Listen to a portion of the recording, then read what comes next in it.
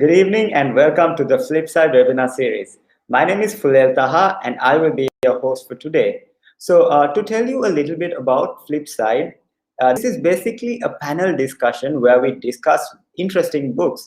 So, today's subject is mindfulness, where we have two very interesting individuals sharing their thoughts on two powerful books. So, before I introduce those two individuals, I'd like to tell you a little bit about Pick a Book. So, Pick a Book is an effort to nurture the habit of reading in each and every one of us by deepening the love for books and enhancing social interactions. Pick a Book encourages the habit of reading by getting all participants to select a book, read and research on it thoroughly, and present a summary, which also helps to hone his or her public speaking skills, communication, and presentation skills. By doing this, Pick a Book not only inculcates the habit of reading, but also helps to impart a wealth of knowledge. Without further ado, I would like to introduce our first panelist for today. So he is none other than Venerable Kosala, and he is from the Union of Myanmar. So he decided to be a monk at the age of 12 in 2012 due to the love of Buddhist monk life. And he also loves studying and pursuing the Buddha's teachings. So he completed the BA and MA in Buddhist studies and is currently doing MA in Buddhist Ayurvedic counseling from PGIPBS University of Kelaniya. So he prefers to spend time with nature, walking in the woods, hiking, and meditation for the practice of self observance and self awareness. Apart from that, he also loves reading and sharing. He's also the mentor of Pick a Book, the Elegance Club. So his life concept is to be happy and kind to everyone coming into our life. And how could you not love that? So thank you so much, Venerable Kosala, for giving us your valuable time. And I warmly welcome you to the Flipside webinar series. Okay, thank you. Thank you for a great introduction. Thank you. Okay. So our next panelist is Modita Attanangoda, who is a banker by profession. So he is attached to the Hatton National Bank remittance department as an executive, and he also works in the head office. So he's a member of HNB Toastmasters Club, and he's also the president and past division director of District 82 Toastmasters International. So he's a passionate motivator, a movie lover, avid reader, traveler, and practitioner of mindfulness. So he also holds an MBA from PIM University of Sri Jayawardhanapura and an associate member of Professional Bankers and an Institute of Bankers of Sri Lanka. He is also the club coach for Pick a Book Caramel Pumpkin, which I am a member of too, and the chairman of Pick a Book Home Tree Club. Mr. Modita Attanangoda, I warmly welcome you to the Flipside webinar series. Thank you, Fulel. I'm All looking right. forward for an exciting session. Wonderful. So today's subject is mindfulness, like I said. And as I understand, mindfulness is the practice of purposely focusing your attention on the present moment and accepting it without any judgment. So mindfulness is now being examined scientifically and has been found to be a key element in stress reduction and overall happiness. So it is also proven to improve your well-being, your physical and mental health. So we also have two amazing books that will be discussed today. So the first book, which is called Understanding Your Mind, will be discussed by none other than Venerable Kosala, and the Inward Bound book by Deepal Suryarachi. So my first question is to Venerable Kosala. So why is understanding our mind important? Yes, thank you. Okay, at the book's goals, and when it comes to understanding our mind in Buddhism, this is one of the main points in Buddhist teaching, because we believe that our mind is the forerunner, the first thing that comes before our words and our actions. Because in Buddhist teaching, we focus on three actions, that is like our mental actions, our verbal action, and our physical actions. So in these three actions, the mind is the one that lead those two. It means the verbal and the physical. So it's very important to understand how our mind works. So in this point from the book of the Venerable Thich Nhat Hanh, Understanding Our Mind, he talked about a lot about our mind is like a field, right? Like a field where we plant every kind of seeds since we were born. So here, I mean that there are both kind of seed. There are various kind of seed in every one of us, negative and positive, or wholesome and unwholesome seeds. So it means that since we were born, we are taught by our parents and we are grown up by our surrounding. So this is also one way that the seed in our mind are being planted day by day. Okay, and the other way is that the seed in our mind are planted by our own thoughts. Okay, if we thought negatively, then the seed in our minds are negative, and the effect also will be negative. In the same way, if we think in a very positive way, in a good way, then the seed will be planted in a good way, and then it will be positive. The outcome in our life will be positive. So is it how our mind works? And this is the law of we call in Buddhism as the law of karma. Okay, that we think, that we speak, and that we do the way we plant the seed in our mind, and from that seed, it will become the result. Okay, it will become the manifestation into our life. So this is the law of karma that everyone are doing, and we are receiving the way how we plant our seeds. So we can run away from this kind of law. So our life is also depend on this seeds. Okay, which I will discuss on the next question. So in this point, we also must to understand that by understanding our mind is the first step to have a beautiful life, to have a more productive life, and to have a more happier life. Yeah. All right. Thank you, Venerable Kosala, for that amazing answer. So I too have to agree with that statement because, like, your mind at the end of the day decides whether you're having a good day or a bad day. It's all in your mindset. So, moving on to the next question, which is directed to Mr. Modita.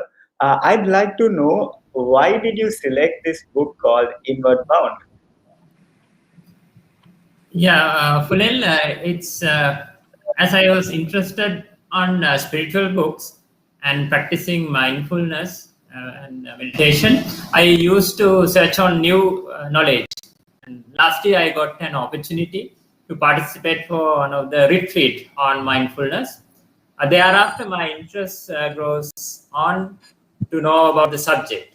And one day I was listening to one of the international webinar on mindfulness, whereas the session was moderated by Mr. Deepal Sureraj.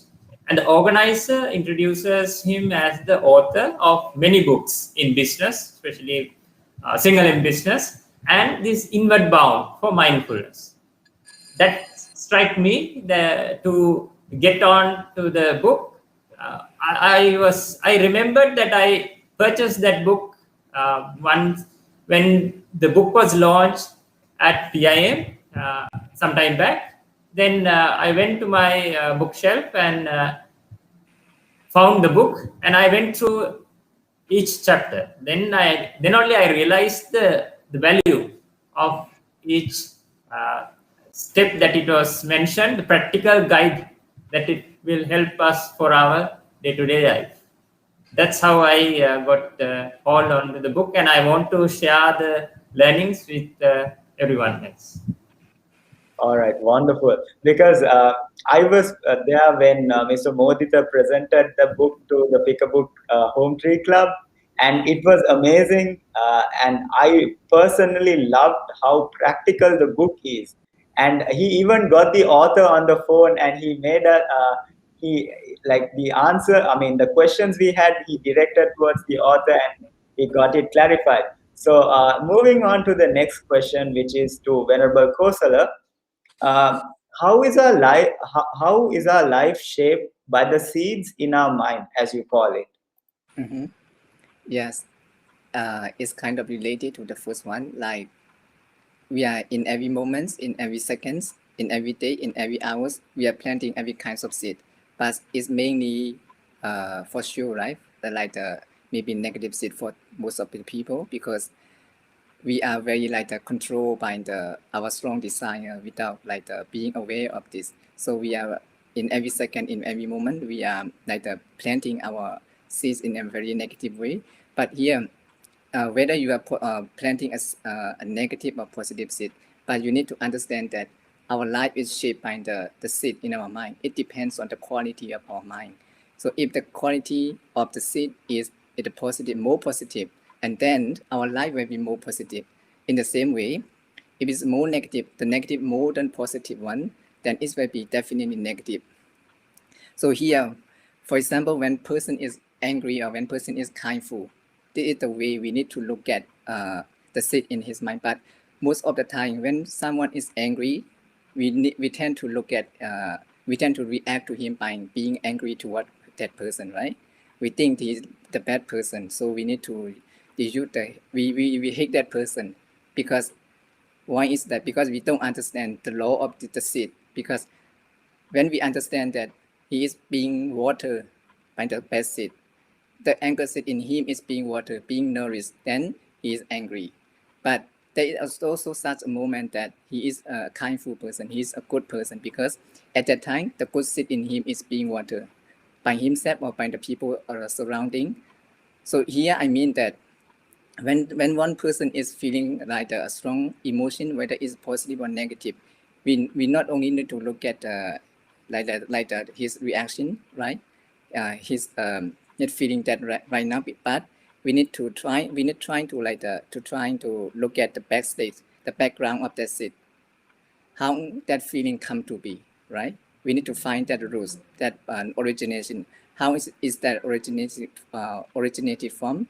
So when we think in that way, when we understand in that way, we will not focus on the person. We will not focus on only the feeling, but we will know that he is angry because the anger seed in him is being watered, and then I will not I will not cultivate the hateful feeling to him, but instead I will feel more compassionate to him, because I want to help him to relieve from those seeds, from those negative seeds, and I will trying to cultivate. I will trying to water the positive in him, because I believe that in his mind there is also positive, but there is also the positive is so deep down in his mind. So I need to bring that positive into to be awakened.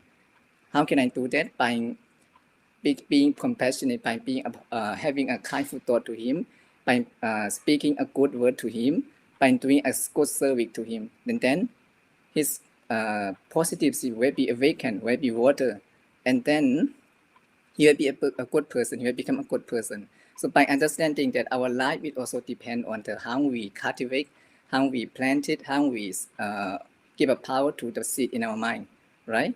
Then we will choose to live the better life. We will choose to plant the good seed, right? So this is how this book, actually how the Buddhist teaching taught about how our life is depend on the seed in our mind. Yeah. All right. Thank you so much, Venerable Kosala. So I agree with that, because at times I get really frustrated with life's events. And then when I react to that out of hate and anger, I regret it when I think about it. So, like you said, when I cultivate that positivity in my mind, it's going to have more effect. And like when the more I practice, the better I get at it. Yeah. So, Yes. amazing insights. My next question is to Mr. Modita. In your opinion, what is mindfulness? Yes, Fulel, it's being in the present moment. and be aware of the things that happening with you and the surrounding of you. For that, you need to be here and now. You need to practice that you are here and having that present sensations. And it includes the self-awareness of you. Whereas I found Daniel Goleman has mentioned once, self-awareness is a key component of emotional intelligence. And it's now critical factor for today's successful executives, and it will be center for success of businessmen in this 21st century. When it comes for mindfulness, we tend to stick to our past or dreaming about the future. If you want to let go of the past, you won't be getting the full awareness about you. Now, in the book, it shares a lovely story how in Asian countries, the hunters capturing the monkeys, whereas on the they will put coconut and put a hole on the top of it, that a small hole that the monkey can reach and put the hand inside, and they put peanuts inside the coconut and kept it outside. The monkeys will reach the coconut and grab the peanuts in their hand. Once they grab those peanuts, they are having their hands fist, so they can't pull it out because of the small hole on the coconut. Till they monkeys won't let go of the peanuts, so ultimately the hunters come and capture them. That's what happened to us if we not let go of things in the past. If we hold on to it, it will be a burden to us. So if you want to be mindful, let go of the past, be aware of the present situation, present moment. Amazing answer. So I love the fact that you mentioned the story too about how you hold on to your past and it's going to bring you so much trouble. So thank you for that answer, Mr. Modita. And my next question is to Venerable Kosala.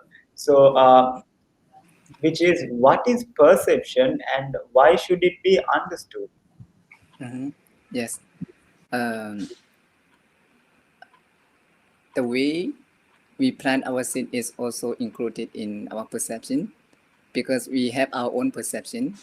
Our perception since we were born until now, and when we dead, and when we died.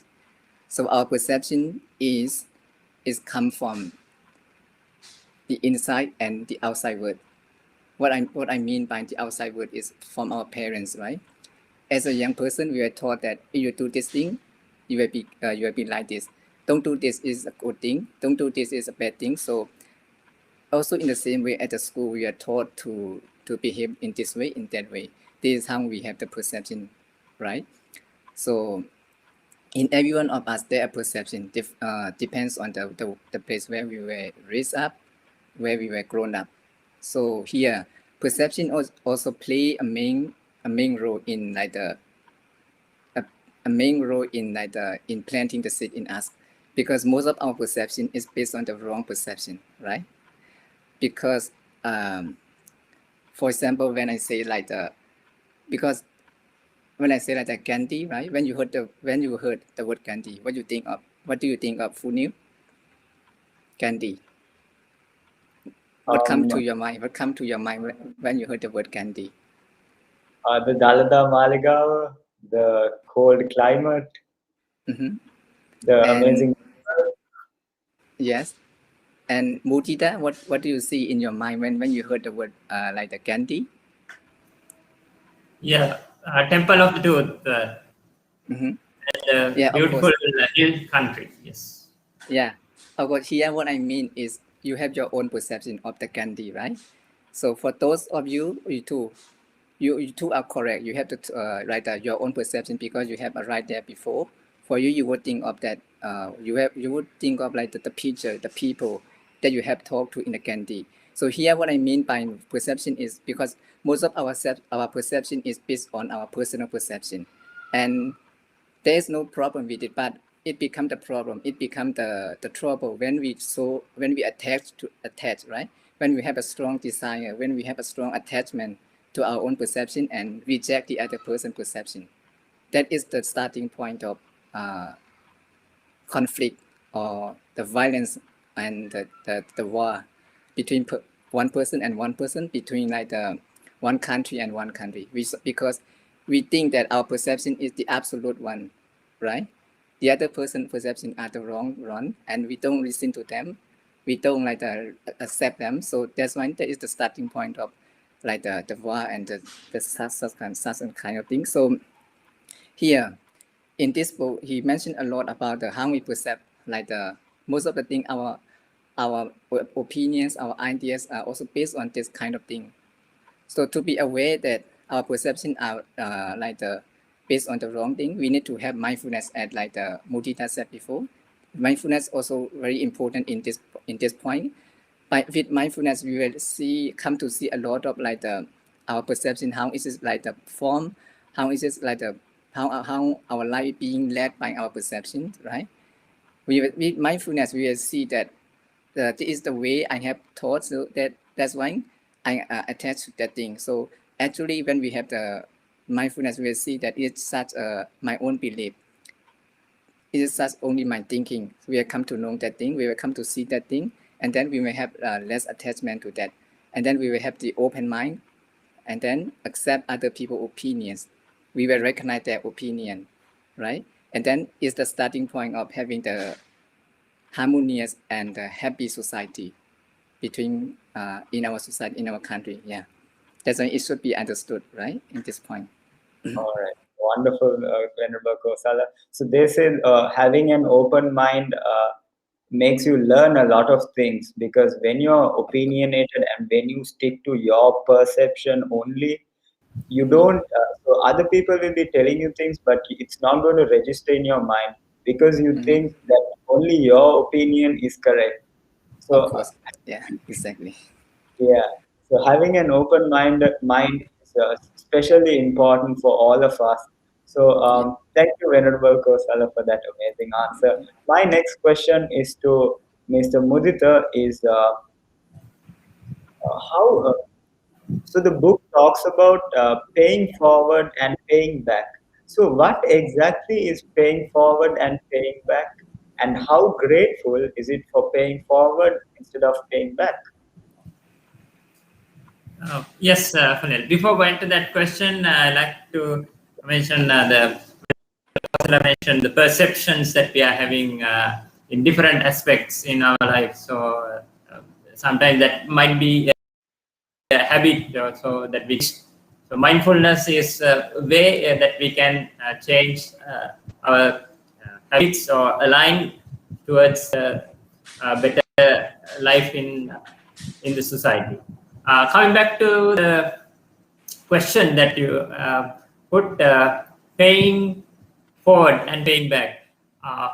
Whereas in the book, Mr. Dipal Surarachi shared one of his lessons learned in one of the international seminar for insurance companies in Japan. This was Dai-ichi Life Insurance Company has organized this. So when he was there, this theme was discussed, and he has experience on this. How it works was after the World War II, Japan was helped by a German insurance company to restart.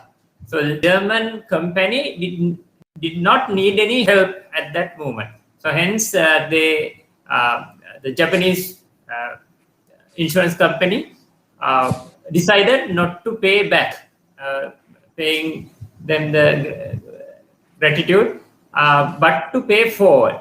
Whereas when you paying your gratefulness to them for their to restart the institute, that is a way of paying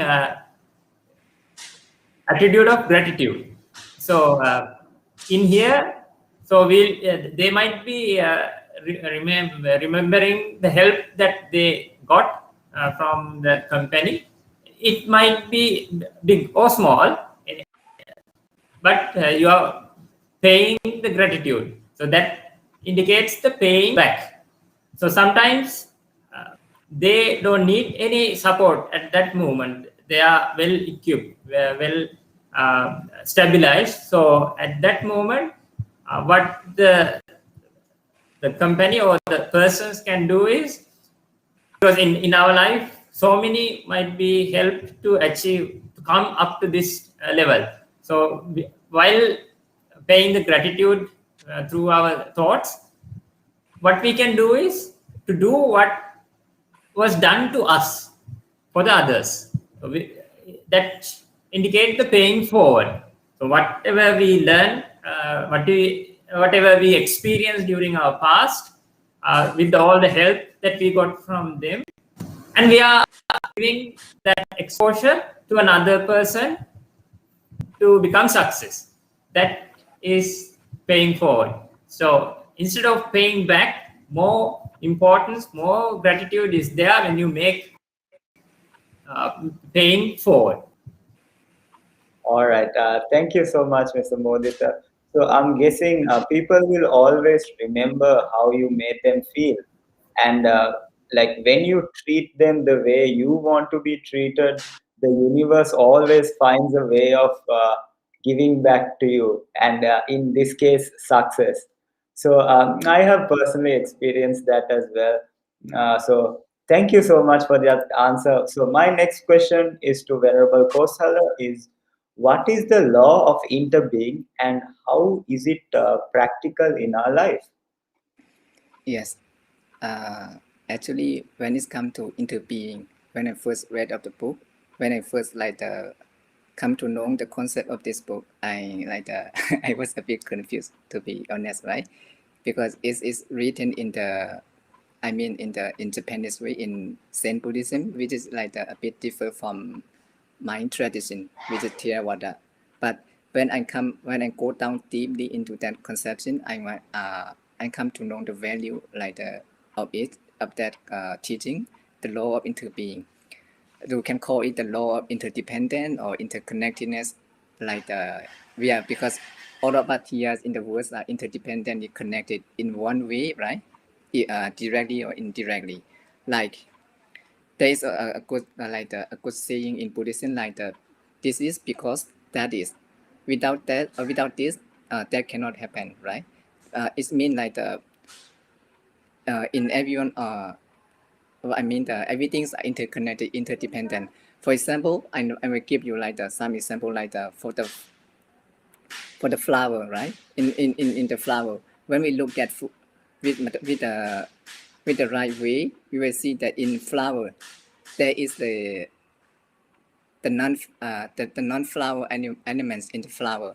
The flower is made not by the flower only, but it makes with the sunshine, right? There is also the sunshine in the flower. There is the water in the flower. There is the soil, the seed, and also for the gardener who look after the flower, right?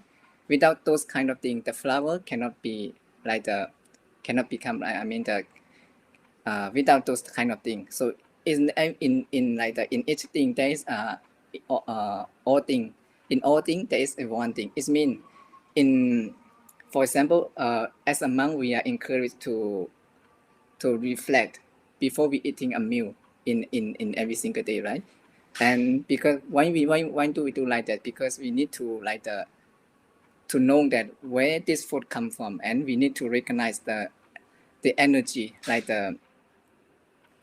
for everyone and every person, everything that included in making this food possible in front of us. So we would think of the person, the farmer, right, who cultivate the food from the farmer, and then we would think of the person who carried those food to us, and then for the person who cooked this for us. So in this food, there are a lot of people who have put a lot of efforts, who have put a lot of their kindness into making this food. Okay, so when we look in this way, we see that I am connected to them. They are also connected to me. So when they suffer, I also suffer. It also affects me. For example, for the like now we are facing the one of the pandemic, right? Coronavirus. So at the first time, it happened in China, right? So at the first point, we think that, oh, it's only in China. We don't care about it. We just ignore about it. It's only in China. It doesn't have to do anything with us in Sri Lanka or in other countries. But we see right now what happened, right? We are being affected by this virus. So it means even though there is far from us, but it also affects us in one way, right? So is it the way of looking like the way of looking, not having non-self? Because in Buddhism we taught that we don't we taught to have the selfness attitude. We don't focus on being I'm this person, I'm strong, I'm this and that, but we're trying to lose that conception. We're trying to lose that attitude. We're trying to think of the person as a one person.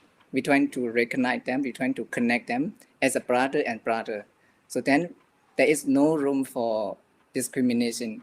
This person, he is from that country, he is such nation, he's a black person, right? Then we accept person as equal, right? As equal. And then by looking at this, there will be no such violence like the discrimination of between the nation and nation, or between the gender and gender, right? If we look in this way, because we all are all connected in one way.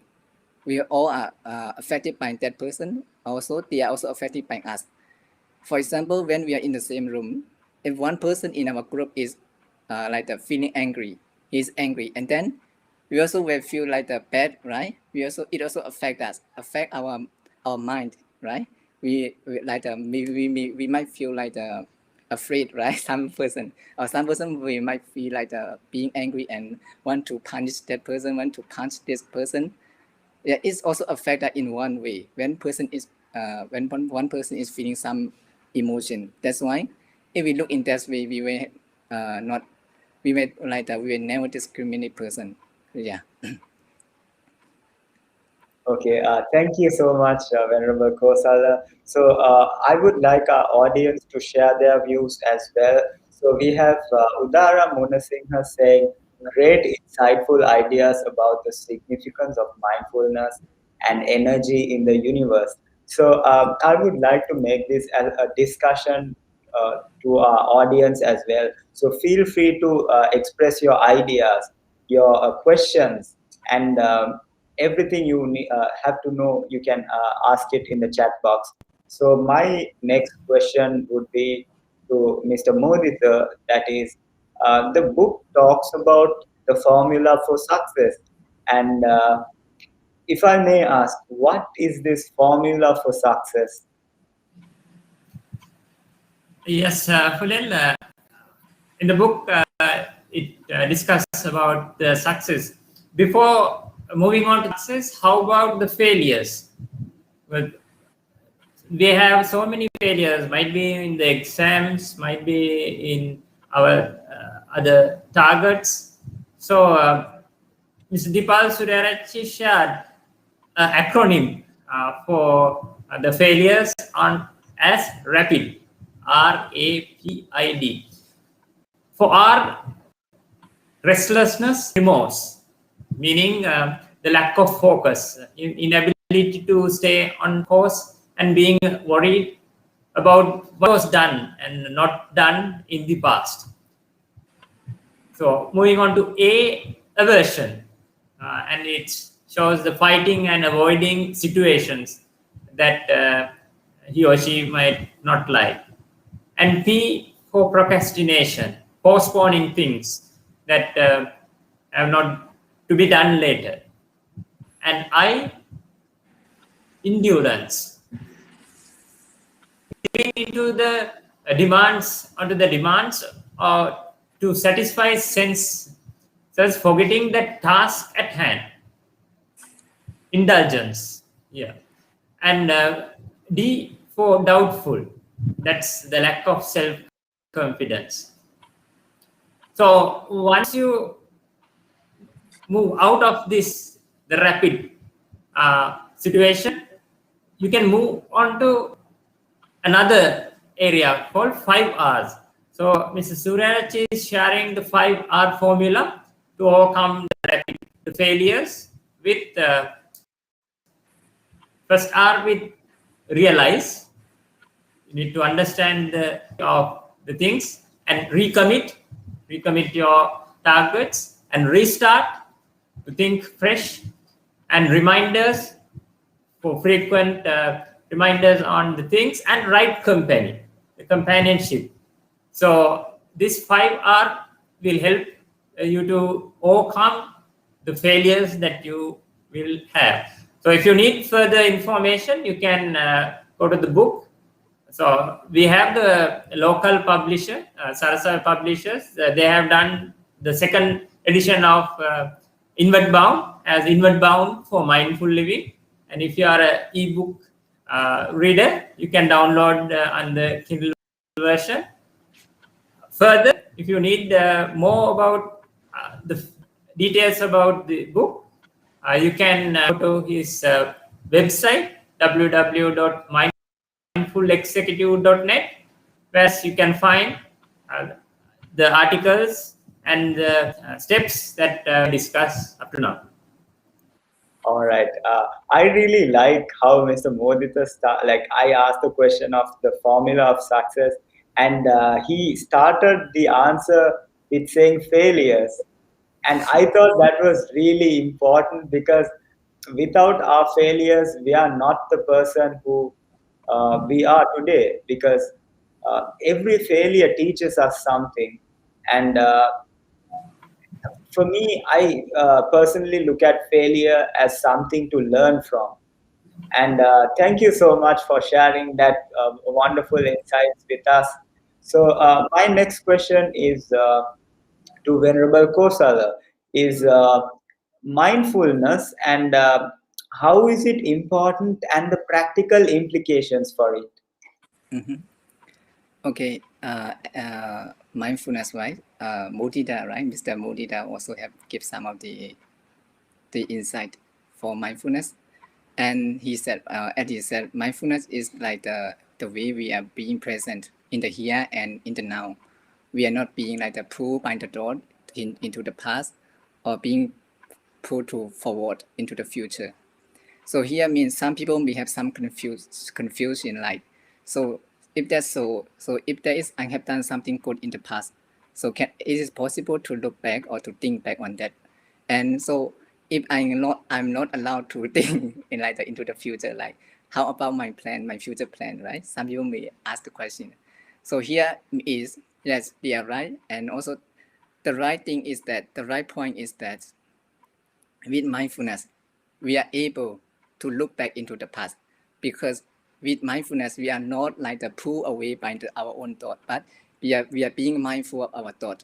We have the purpose, or we have the reason why we need to look back on the past, and we are being mindful of it. We are not being affected by the thought, our past thought. And also the future, we can plan it, but we no need to forget that we are planning our future plan, our future goal in the present moment, right? Only in this present moment we can plan what we want to do tomorrow, or what we want to do in the next 5 years or next 10 years. So with mindfulness, I want to say here that with mindfulness, we can choose in what way you want to live in your life. Okay, if you want to live in a happier way, with mindfulness you can choose, right? If you want to live more a productive life, a more active life, with mindfulness you can choose that life. That's why mindfulness helps us a lot in being like that, in spending our day, in living our life. And here is in my point. When it comes to mindfulness, I would like to add more for 2 points. Mindfulness is the way we respond and we look at our two worlds, the outside world and the inner world. Because when it comes to reacting to the danger, or to the how to say, like that, to everything from outside world, we have two ways like that people normally automatically react to the situation. One is fight, the other one is flight. When we see some danger, we would fight it, or we would run away from it, fight or flight. But with mindfulness, we don't choose any this kind or any this single way. We don't choose those way. Because with mindfulness, we are able to see it. We are able to deal with that danger. For example, in our inner danger, like when we feel some like the aggressive feeling, like for example, I'm being angry right now, or feeling angry, a strong anger in my mind. But most people tend to to suppress it. There is one way, and the other way is they tend to ignore their feeling. They just pretend I'm not angry, or they just trying to listen to music. They just trying to sleep. They just trying to eat, right? But this is not the right way. This is not the most suitable way, the more effective way to deal with our feeling. The right way is by using mindfulness. We can embrace our heartful feeling, our strong feeling, whatever feeling you are feeling, right? We can accept it. We can see it by only recognizing and accept it, and then we will become more like how to say, like the strong feeling will become less powerful, will have less control over us. Because it is like the crying baby. Our feeling is like a baby, a small baby who is crying. And mindfulness is like a mother. When the mother hold the baby will stop crying automatically. The mother doesn't need to do anything, right? Just hold the baby with her kindness, with her love toward the baby. And then the baby will stop crying because he knows that his mother is holding him, holding her, recognize him or her. Because in the same way, our feeling also need to be recognized. They need our attention. So whenever we feel any strong feeling, we need to recognize them instead of reject them, instead of fight them, instead of suppress them. We can use mindfulness to accept it, to see it. We don't run away from that. It's not the right way, right? So with mindfulness, it's so helpful in dealing with our emotion by helping ourselves with mindfulness. And then we'll be able to help other people to recognize their feeling, to recognize their presence, right? When one person and one person is together, the thing they need is their attention, right? Their full attention. We want to be recognized by our loved one, our parents, our friends, or whatever they are.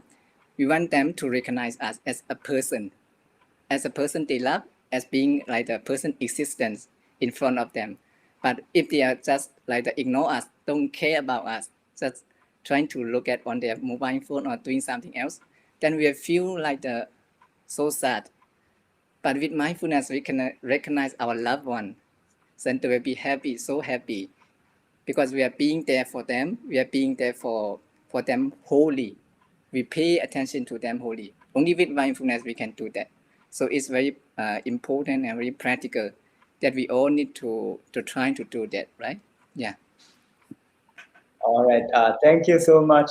I related to that answer a lot because when you said embrace your feelings and not run away from it, like when you actually acknowledge your feelings, like let's say, okay, I want to take this example because a year back I was so afraid of presenting in front of people. Yeah. Yeah. So, I would just ignore that I'm scared. Hmm. So that was not the right way. Now I feel like that was not the right way. So the right way is to embrace that feeling and Yes. ask myself, why am I afraid? And then I realized that it was being silly. And so the other Yes. fact is that that other fact that I wanted to highlight was when you be mindful, you get to be very productive because I've also talked to Mr. Modita about this. I really like the concept of mindfulness because I work a lot. I'm a workaholic. I love to work, and sometimes there are so many things that comes onto my plate. And for me to focus and do one thing properly, mindfulness has helped me a lot. So thank you so much, Venerable Kosala, for that amazing sharing Yes. of insights. Very So, brilliant. so Regarding to mindfulness, can I ask something more? A bit. yes, of course. Yes, of course. Yes, when you talk about this, I have some kind of ideas comes up in my mind. Like to be more like so people would ask, yes, of course, mindfulness is important, but how can I practice it, right? How can I put it into practice? I would give you 2 ways for very quickly. The first thing is you need to focus on your breathing. This is very the main one, because breathing is always with us for the 24 hours. So we can, when we feel like, oh, I'm being stressed, or I'm being like thrown away by our thought, I'm so tired, then you need to stop for a moment, and then start noticing your in breath and out breath. Like for a half minute, even 30 seconds, then you will feel like, oh, I'm back. I am back. Because all the time we are being like in some way. But when you stop and then start noticing your in breath and out breath, and then you will become mindful, you will become back. You are like at home. And the other technique is you need to focus on what you are doing right now. For example, if you are eating, just be aware of your eating. Just if you are doing the work, yes, no matter what kind of work you are doing, just pay attention to that work fully. If you are talking, right? Right now I'm talking to you too and the other audience, I would pay attention, mindful attention to this session. And it's also the one way that we can cultivate mindfulness in our day-to-day life. So you are walking, you are driving, no matter what activities you are doing, so just pay attention to what you are doing. That is also the right way to cultivate our mindfulness day-to-day life. Yeah. All right. Thank you, Venerable Kosala. So we have Ram Meghanathan saying good evening, and he says that we are sharing new thoughts on mindfulness. So let's move on to the next question, which is directed towards Mr. Modita. So it's similar to what I asked Venerable Kosala also. So how can we use mindfulness in our day-to-day life? Yes, Fulil, as Venerable Kosala also mentioned that we need to be present in this moment, not thinking about the past that we had, and thinking about the future. Yeah, because you will be missing this moment to enjoy.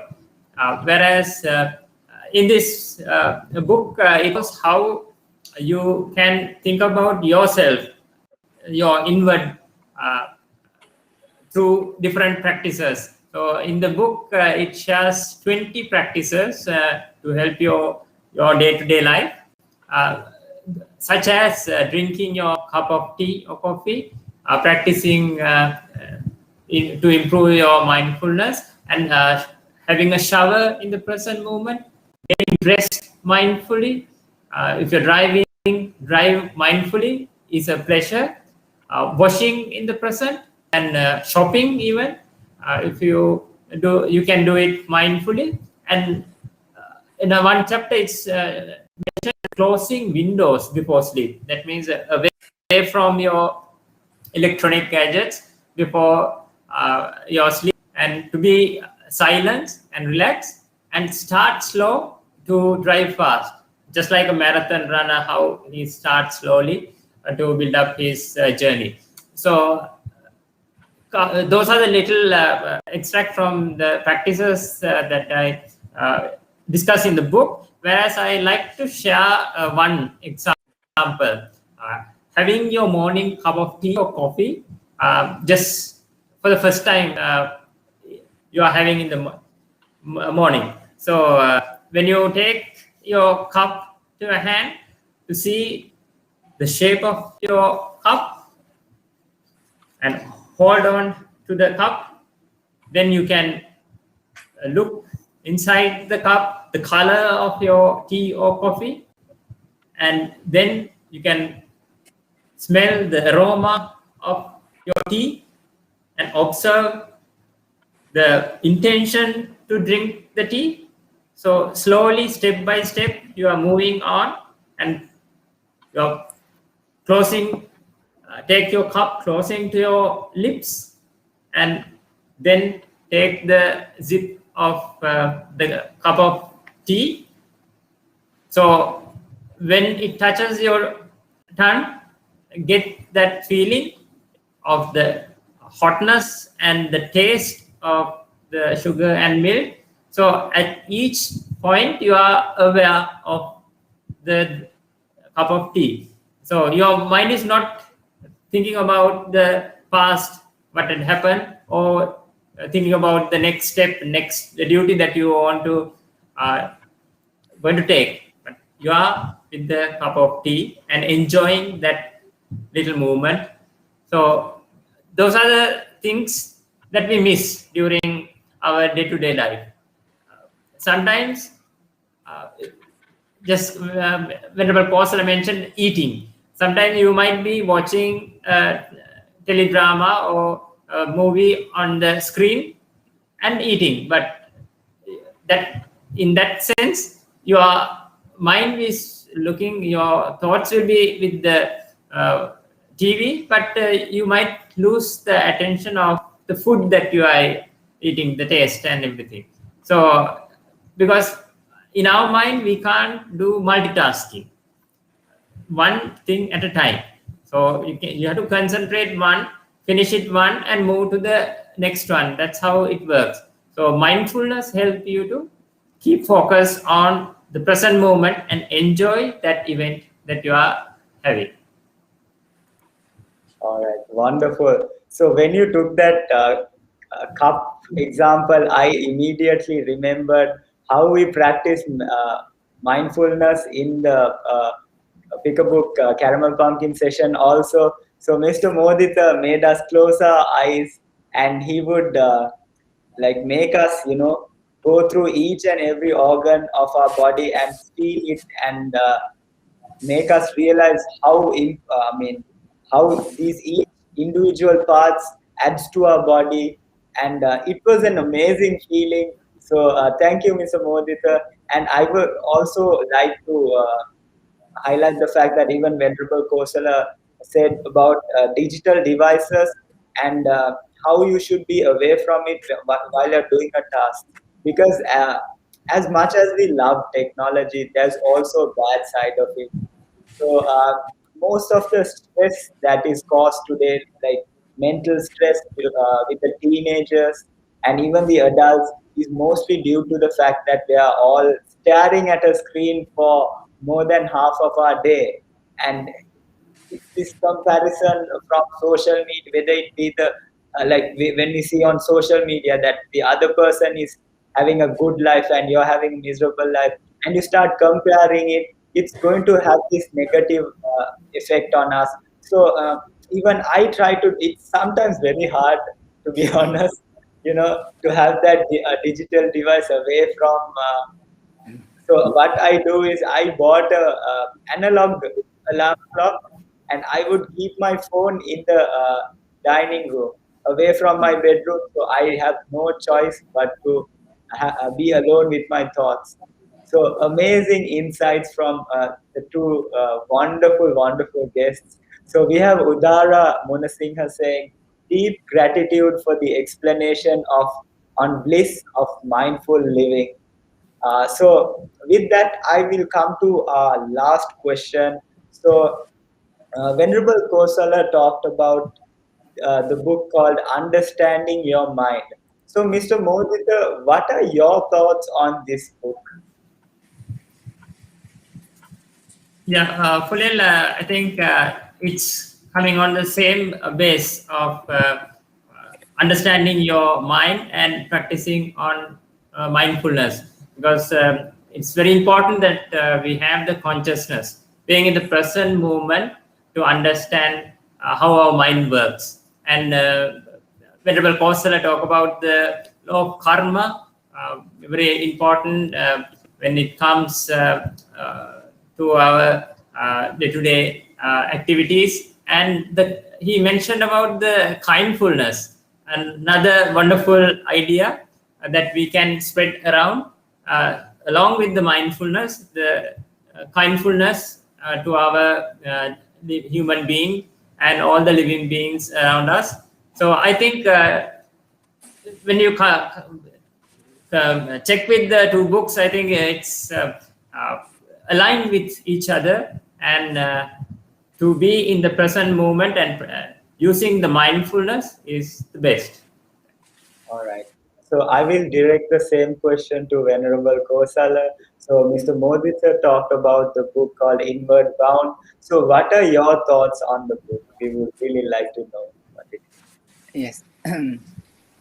The first thing is I'm like happy, right, to hear like the people are more interested in reading those kind of things, those kind of books, because they recognize that in this day we are being like we need that kind of spirituality into our day-to-day life.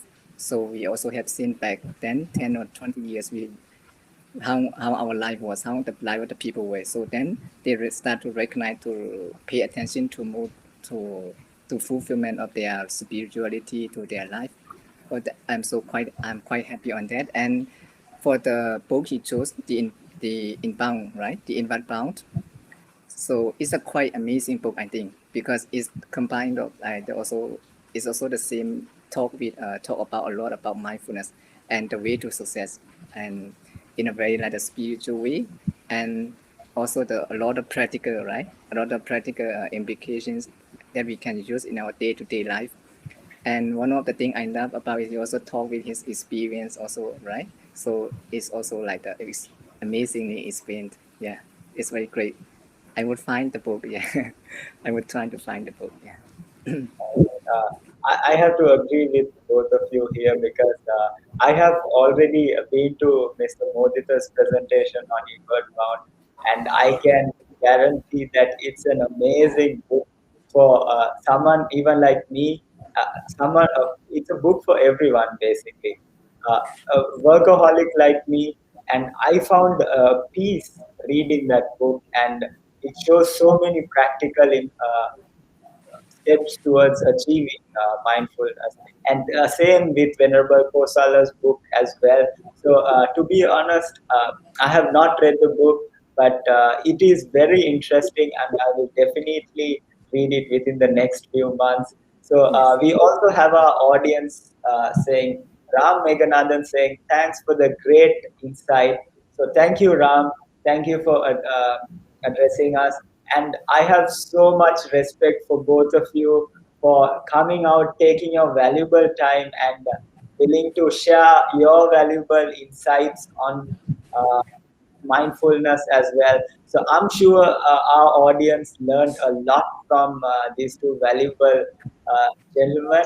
So to close off, I would say that Pick a Book is basically an effort to nurture the habit of reading in each and every one of us by deepening the love for books and enhancing social interaction.